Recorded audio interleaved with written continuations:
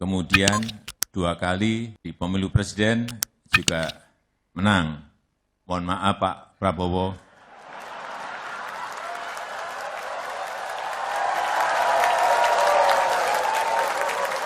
Kelihatannya setelah ini jatahnya Pak Prabowo.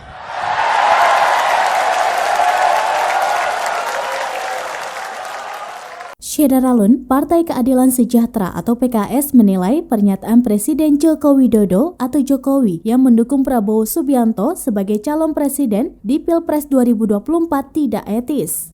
Khalid mengatakan Presiden merupakan kepala pemerintahan sekaligus kepala daerah.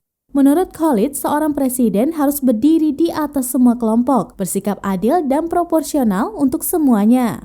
Sebelumnya, Presiden Joko Widodo atau Jokowi sempat menyinggung terkait pemilihan Presiden 2024 saat hadir dalam HUT ke-8 Partai Perindro di kawasan Menteng, Jakarta Pusat pada Senin 7 November 2022. Jokowi memprediksi Ketua Umum Gerindra yang juga Menteri Pertahanan Prabowo Subianto akan menjadi presiden. Mendengar ucapan Presiden, Prabowo yang juga hadir dalam acara tersebut lalu berdiri dan memberikan hormat pada Presiden.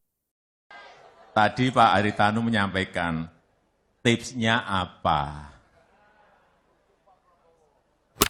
Kalau cerita akan panjang sekali.